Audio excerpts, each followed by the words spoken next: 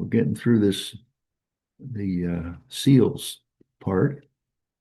Uh, we'll finish that probably next week. No, I won't be here next week. No meeting next week, guys. I'm going to be in Nashville at a conference.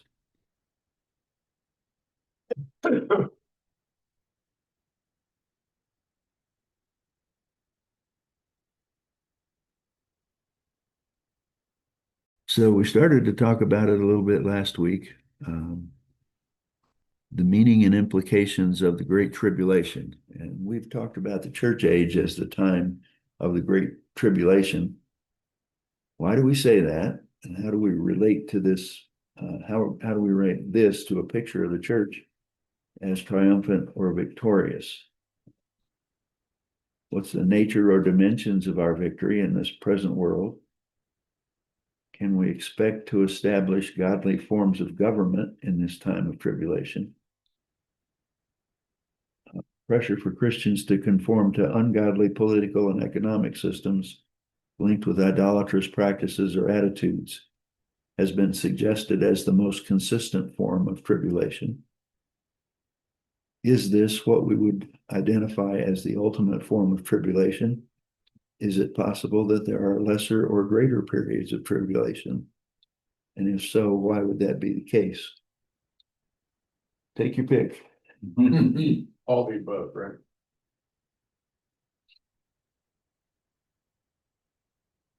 Pressure bounce, that's kind of in the center there. Pressure, that's always been in existence. And it just is getting escalating, as we know.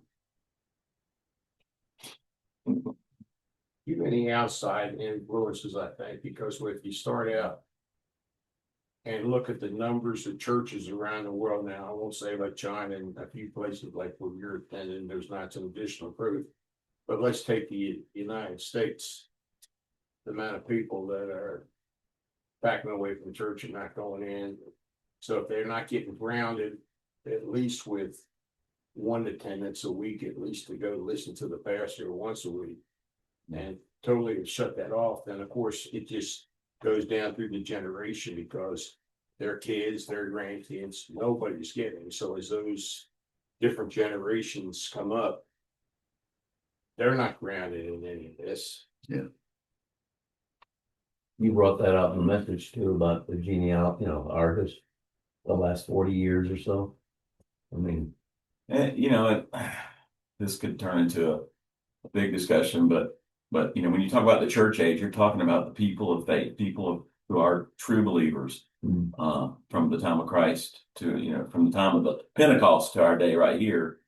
And we've seen in our history, American history, how our country was founded for people seeking the ability to be able to freely worship. But you have to wonder what the impact of relative peace in the American church has done to the American church versus what is going on in the churches that have been located right in the heart of persecution throughout, church history. And I just wonder if when we get to heaven, we're going to be shocked at the number of Chinese who are there, and at the number of Syrians who are there, and at the number of people from these Muslim countries that, where persecution is not, hey, we want you to support the LGBT movement, but if you don't deny Christ and say Allah is great, we're going to cut your head off right here. Yeah, you're right there.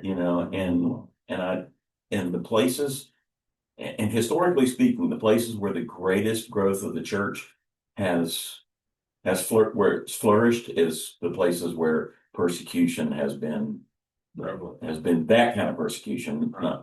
And I think, honestly, I had a conversation yesterday with one of our fire department folks, and I was at that funeral this past weekend, and the gospel is among us, but that doesn't mean it's in us, in people. And they can talk around the gospel, but it's not faith. And to me, that's the most concerning thing of all, is that is that what would it take for people, and I quoted Greg Laurie this past week about, he says, I see in a movement of God, taking place in our country. And I agree. I see a huge movement, but that movement is born out of people having to stand up for, things in our culture that go against Christianity. But I wonder what it's going to really take to have what we might say is another great awakening in our country, and so anyway, so yeah, sorry, that's a long conversation, but when you read this up here, I agree. I think there is a kind of persecution, a tribulation that happens because of the pressure for Christians to conform to ungodly political or social constructs, but at the same time, that's a real persecution. I agree with that. I do. I think we see that, but I don't know if that's the ultimate form of tribulation. I think that is an evidence of maybe the Satan's lies creeping into culture, and that the bigger tribulation, because think about what was going on in John's day, right? Nero, and is it Diocletian immediately after him, or anyway, it was we're talking about persecution of the likes that none of us have ever experienced. Not in.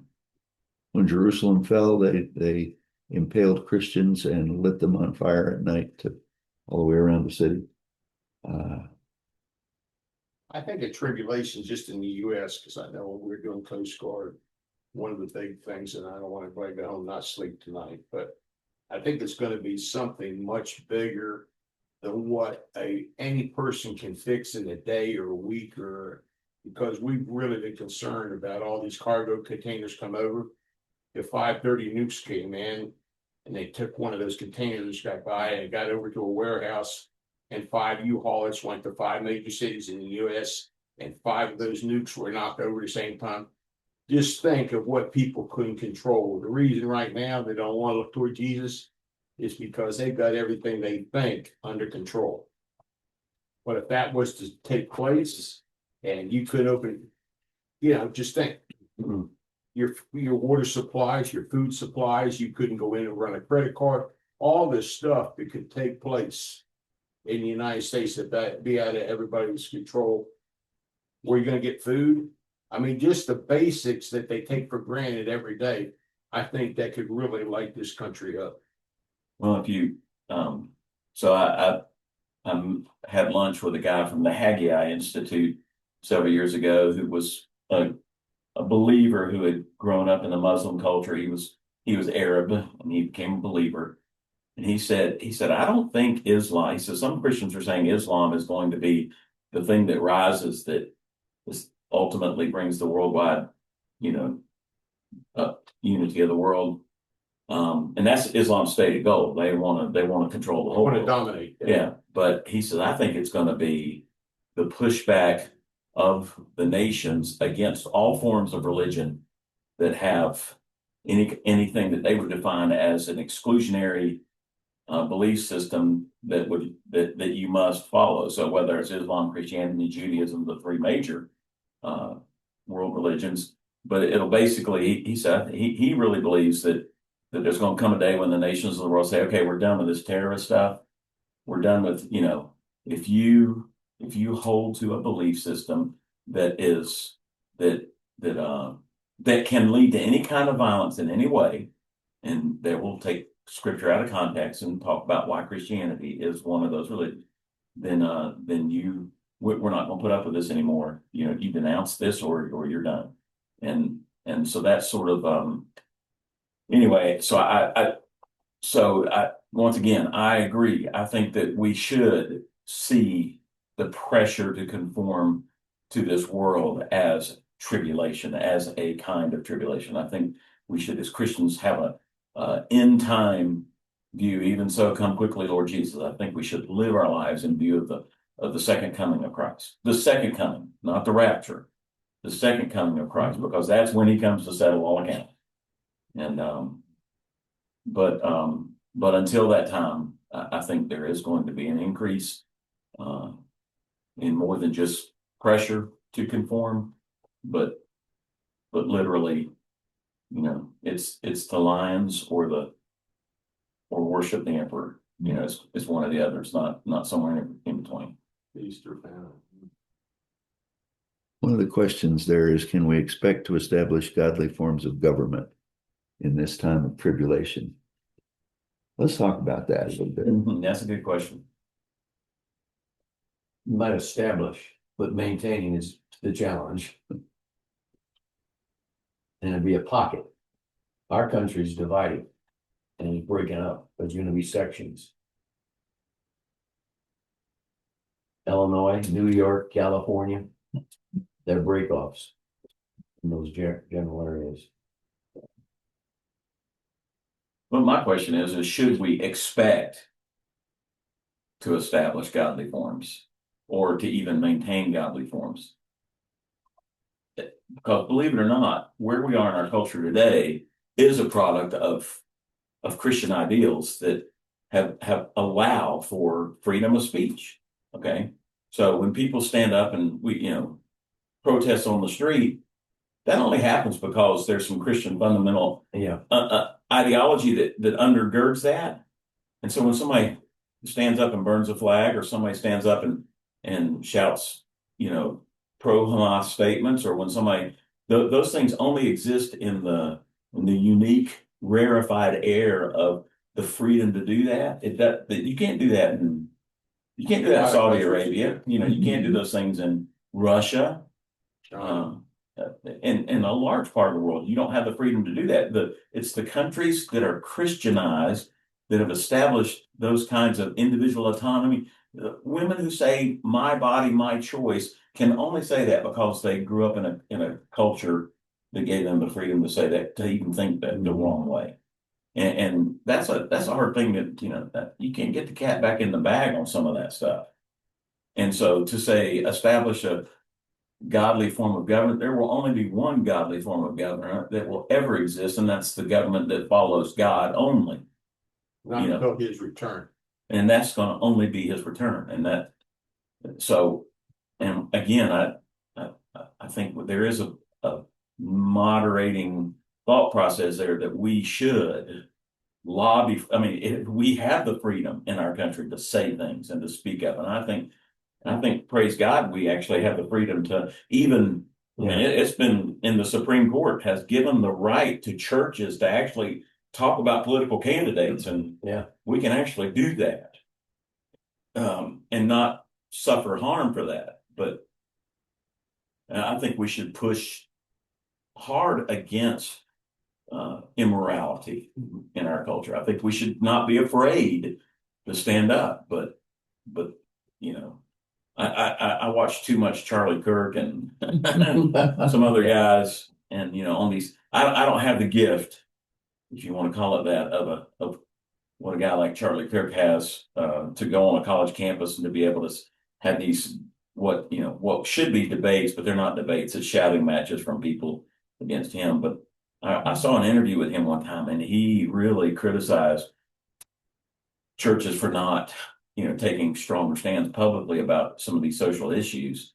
And I think he's right in some ways. I don't know that I wholeheartedly agree with everything that he said in that interview, but I think he's right that we should be standing up for morality, but we only get the right to do that because of where we are. And sometimes we are so American centric, we forget that there's a whole world of people out there that do not. Sorry about that. Deke said something that got really choked up. No, we forget that this question here we can only answer in our context for what we're currently dealing with, but we know that there are other people dealing with other things, and that can we expect to establish godly forms of government if we live in a socialist, totalitarian, communist country? Can we expect to do that? And what is the role of a Christian in Russia today, for instance, or in North Korea, or in Syria? What is his role in terms of cultural? So that's a good question for us. Can we expect, and I'm not sure that expect is a good way of saying that. I think we can lobby for I As think we can long vote. as man exists, we'll never have a heaven here. Well, that's part of the Joshua thing that I didn't get into. Because when you read through the division of the land, you know that God's plan for Israel, this is a short form, but each one of the tribes had a responsibility to drive out the people in their land, and they didn't do it. Mhm. And you know there was not supposed to be a king in Israel. That wasn't you know how they were supposed to live. They were supposed to live, you know, in the worship of the one true God, and that would have, if they were true worshipers, that would have taken care of society. But you know, George, when you start to look at that statement you just made, nothing's changed today. Just because we're granted all this ability to be able to go this direction or this direction with churches or whatever, there's nothing stopping if witchcraft didn't want to open up over in you know, Salem again. Nobody's going to go shut that church down. Or if somebody wants to have, you know, demon worship over here, yeah, the community may raise some cane, but technically with the freedoms that we have, anything can still pop open. And probably more of it, if it comes up and opens up, is going to be against God than for God. Because if not, they fit into one of the groups of, you know, that we have today, like our church and a non-denominational somewhere. Well, this would be, once again, a big conversation, but you know, we sort of have a little bit of a sense of a militant understanding of, even though we don't, like crusaders, take swords and go out and kill people, we still have a little bit of a sense of a militant interpretation of the scriptures. Mm. But those who were closest to the actual beginning of the church didn't have a militant picture of that. They had a pacifist. They were, that's not the right way to say it, but if you're going to give it a binary indication, they were way more be good citizens, share the gospel, make disciples, baptize them in the name of the Father, Son, and Holy Spirit, teach them to observe all things. But when I get called before the lions, I'm not fighting back against Rome. I'm thanking God for that I get to suffer for him. That's a big difference. And I'm not saying that it's wrong to have once again, if you're talking about a binary term of pacifism versus militant, I'm not saying it's wrong to have a little bit more of a let's push back against the culture, because the gates of hell will not prevail against us, right? There's no doubt. But I think the early church had way more of a picture of the spiritual war than they did of a physical war. And that spiritual war transitioned into a lot more of a physical war mentality in the church. And I don't know when that transition happened exactly, but very likely in 325 AD, when Constantine, you know, became a Christian and legalized Christianity around the world. All of a sudden Christians had, you know, started feeling their oats a little bit, and years of oppression, you know, turned into let's be. So, and let's be honest, go back into, you know, Joshua, what is the command? You know, drive them out, man, women and child. And who's our example? A whole bunch. I don't know. He's got a big fist, watch out. Yeah. Starting today with the homeschool co-op. What an interesting Psalms I've always thought between this world and Christianity, this onward Christian soldier. It's a free fall, man. Speaking of conflict, So what you do is when we look at the spiritual warfare that's involved. You sure?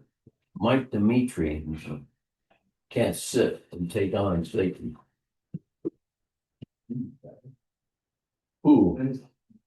But the God that created everything. And when you see the scripture that for God so loved the world that he created. And how did Christ walk when he went to feed the thousands? And how many followed? Did he slam up the side of the head? No, it didn't. No. And that's why when we evangelize, I've got to remind myself where are they coming from? And what's the gospel?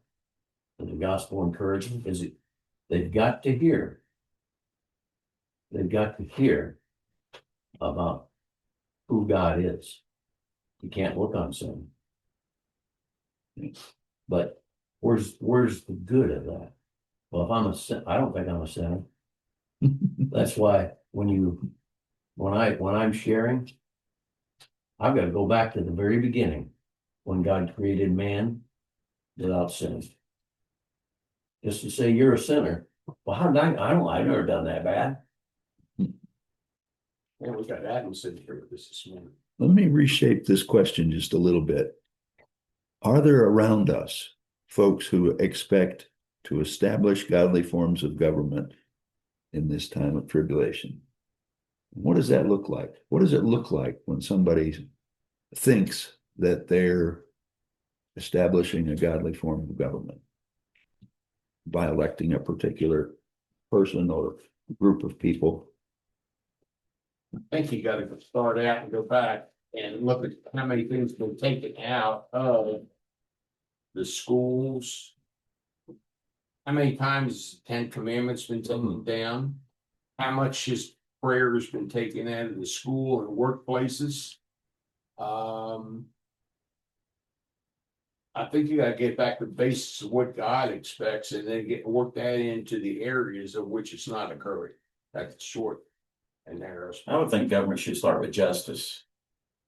That the foundation of justice is in God's law, and that there is a standard for what is right and what is wrong, and that the standard for what is right and wrong has to be upheld. So criminals need to be punished, and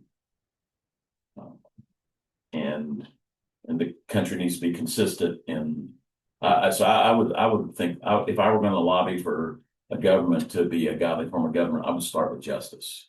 And there's a benefit to the people. There's a benefit to the population. One of the problems, the core problem is freedom. We're not free. We can't be free. We're human. That's the reason you have 10 commandments.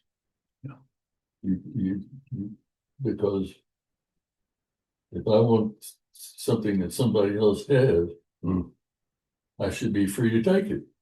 No. So we're not free. Shouldn't even think We that. don't have freedom. You see, that's If kind I of get why. mad at something on TV and I want to go blow something up, no, I can't do that.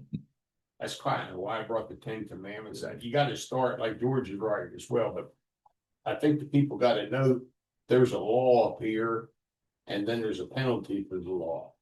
So Christ gives us the law, and then at the same time, when these things don't occur, there's a penalty for it. And there was a sense of, so once again, people who came to live among Israel were required to obey the law. Right. They may have in their hearts not been people of faith, but they were required to obey the law. And that's why I say you have to start with justice. I think a government that doesn't, and there's a Bible verse that says to this something that's effective. I can't remember. I was just trying to think about it, but it's like that.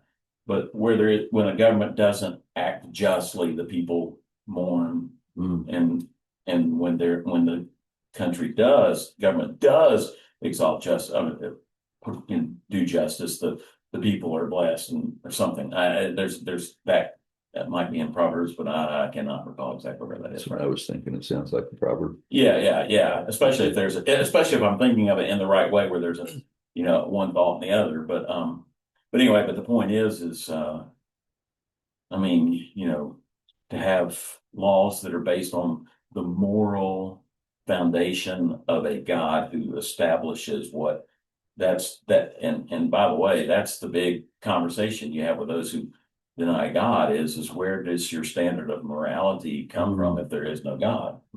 And so if you're going to have a country that is if you want to do that's where I would, and by the way, it's one of the things that's part of the reason why I'm convinced that, President Trump is pushing so hard for a return to the sanity of the laws of our country. You can't have a country that is healthy if they don't even enforce their laws.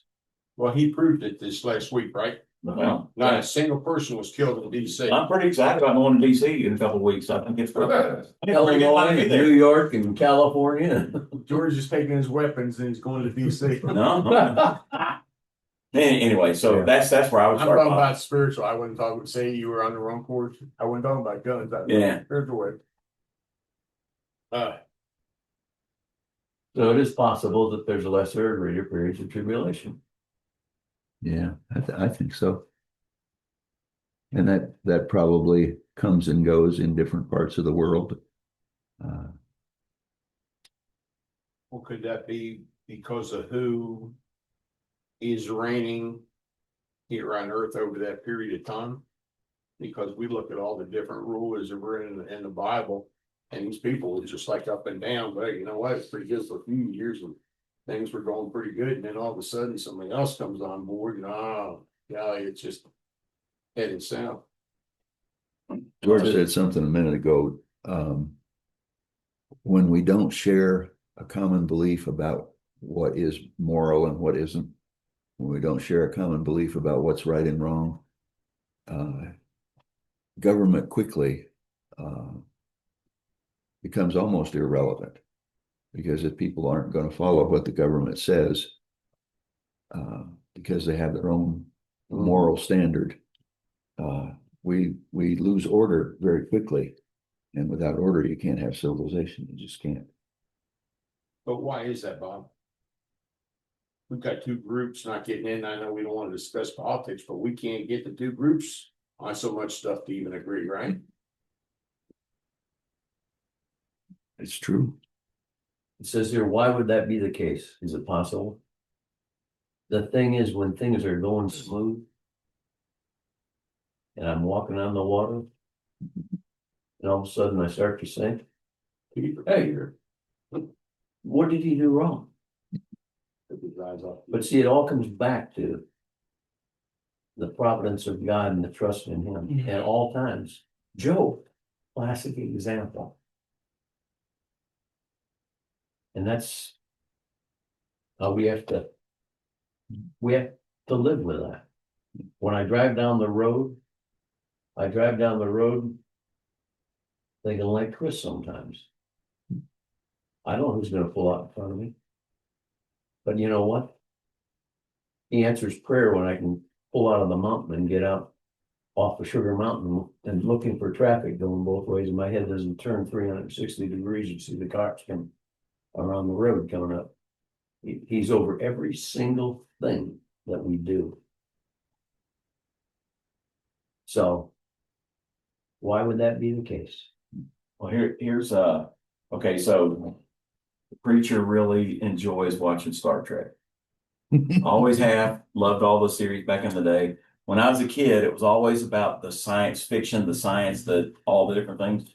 To even imagine that you could have something in your hand and talk to somebody somewhere else was a big deal when I was a kid, and now we've seen it happen.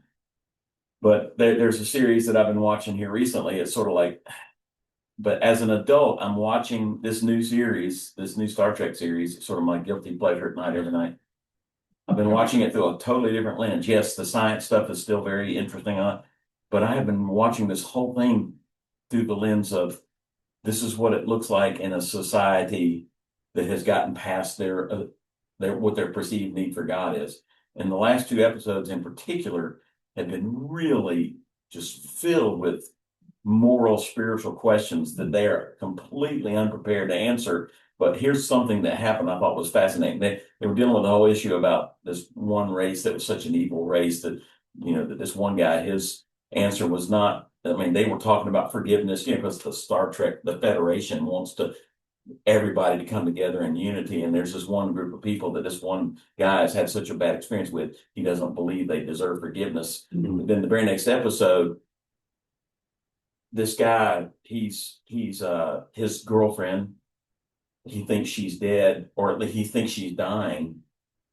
And he looks up and he goes, "Okay, Dad, you win." And he gets down on his knees and he starts, "Our Father, who art," and and all of a sudden she walks through the door.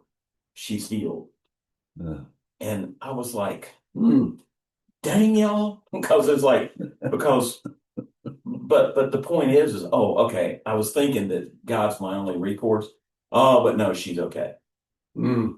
And so, so once again, I process it completely different than I did, but I just thought it was really fascinating that this idea of a utopian society is a society that doesn't need God. Mm. It has no need for God. In fact, those primitive cultures that they're out there, exploring new worlds and all that kind of stuff. Oh, one day they'll get past their need for this, obsolete deity that they keep trying to worship. And when they start seeing that there actually can be a utopia under these ideals, but they just keep proving themselves wrong over and over and over again in that series. So that's the thing. I mean, is it possible that yes, it is possible there are lesser and greater periods of tribulation, but we know where man would go if left to his own devices. But unfortunately, man's not going to go where where they want that picture to be. There's always going to be the what else, the what next question. I thought that's anyway. Sorry for Don't be sorry. that's a I had a moment yesterday watching the news. It was the evening news. And they were talking about this guy. I don't remember his name, but they sent him, Trump deported him and without, brought him back again. yeah, without proper process apparently. El And Salvador. so they had to bring him back, and now they're going to send him to Uganda. And there was I'm not sure that he was identified as socialist, but this fellow who was speaking up on this guy's behalf said the only reason they're deporting him is to punish him. And I thought, yeah. Hello. You know anything about his story? Do you know who he belongs to? What group do you know? And it was the implication of what the guy said was, there's no way in the world we should punish him. That's what he felt. And wait now, he's part of that gang that's killed how many people around the world that couldn't care less about laws and order and society, and he feels free to pull out his weapon and shoot whoever he doesn't like. And we're reticent. We're just horrified that we might punish him. That truck driver that killed those people in Florida. Oh, How many millions of people went on the internet and said he ought to be released, I know. Crazy. punished? Yeah. Well, you don't put those MS-13 tattoos on your knuckles unless you are committed to the destruction of human life. You just don't. That's what he had on there too. Yeah. It doesn't say MS-13. Somebody said, "Oh, those are not MS." It's the classic MS-13 tattoos, and so yeah, it does. It blows my mind that there are people who are arguing for his freedom and for no accountability. And You know what really bugged me about that whole thing? How many Christian tax dollars were spent by those friggin' attorneys flying down here to defend this piece of garbage? Think about it. And hey, it came out of your and my pocketbook, but we had nothing to say about it. well, so Maryland was sending them down there. The attorneys were flying down there to try to get him out. well, that's the reason why I do agree we should have so what is establishing godly forms of government? I think Christians are right to argue this case and to press for these kinds of things. And once again, to press for justice, if nothing else. If we don't do anything else, I think we should argue for justice. Because that is, I mean, people. We still have the freedom to do We that. still have the freedom to do that, and I think justice should be one of the core things. I'm entrenching myself in this now that we're talking it out. You know, I'm 100% for you, but I think we need to put a hyphen after justice. I don't think justice gets fulfilled because nobody wants to really believe that there's a penalty to it. Well, And just like right now, if you shot somebody, if you shot a cop today, and I've been pushing this left and right, you shoot a cop, like they're in there getting coffee and they're sitting in a patrol car at a 7-Eleven, you walk up, you blow them away. Your history. You're going to the death penalty, and it's going to happen. This stuff, I mean, you got to have a trial, make sure you know this is Joey that did it. But I'm saying, so many of these guys say, well, we'll negotiate. And the next thing you know is you and I are keeping this person for 50 years, paying all their medical, paying all their food. That didn't happen in the Bible. And to change their sex. Yeah. Thank goodness Ms. Harris could get in, or we'd have half of the jails being done. You know, I was thinking about what Mike was talking about, the ministry, the Anderson fellow. Yeah. And you know, and some people like to point to some of the abuses and point to the case, the extreme cases, but the extreme cases about somebody whose innocence is in question are in a different place. But the obvious, this was not a unwitnessed event. There were plenty of witnesses. We saw this happen. We know what took place. When justice is, that is a Bible verse too. When justice is delayed, the people mourn. When justice is delayed, and that's where we are in our country right now. So You know what? I'd almost call a radio station and ask them to come down and televise me, and I'd have them put me on a little sodium pantone, and I'd get hooked up to the lie detector right there on TV, and let somebody ask me the questions. And if I didn't do it, and it showed me clean, that I don't know why this person keeps going through that. well, it's not fair. It's not, and that's a word, isn't it? And Unfair. fair is not. It's not just. What's the definition of fair? Right? Yeah, fair. It's Good definition of where you're using that is faith. yeah. You know, Yeah. it's not just. Yeah. Whew. Man, if they would just let us be in charge. Let George be over the fire department. I'll vote for George. You could not pay me billions of dollars to be the president of the United States. Well, and I take it back. Yes, you did. You paid a bit. You never learn how to play golf, though. You know, it bugs me a little bit. By the way, there's a lady in our church, won't give her name because I'm not sure she'd want this, but she was upset when she heard President Trump say that if he could save 7,000 people, that maybe that'd get his ticket into heaven. And so she's written a letter she wants to send to him, and she's a huge Trump supporter. So she goes, I'm a huge Trump supporter, and and the letter's beautiful.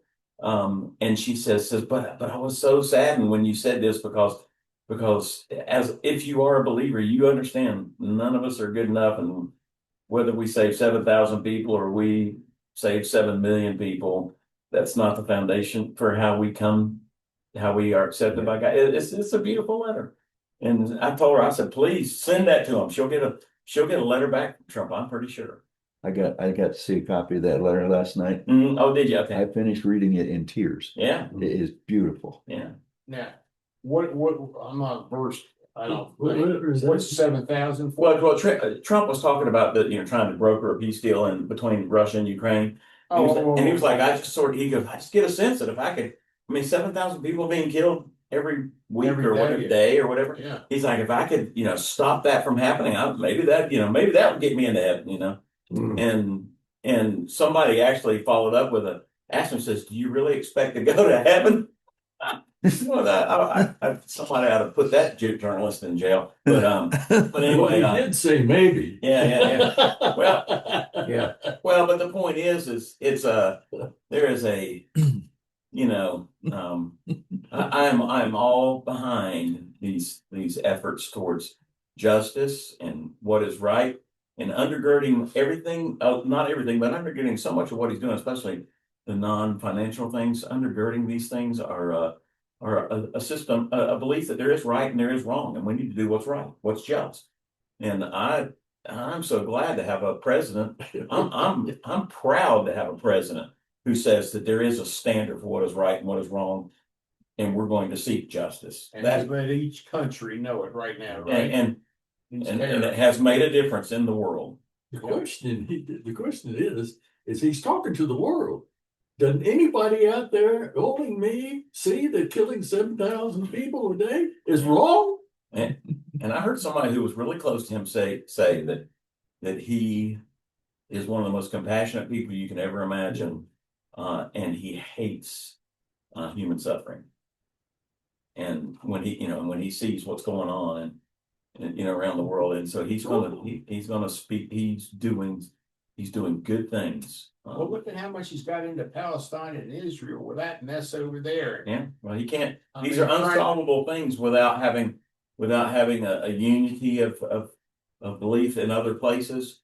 There'll be that Israel Gaza thing will not be solved without Israel and Gaza, coming together in some way, or Russia and Ukraine coming together. And you can't force an entire nation or the leader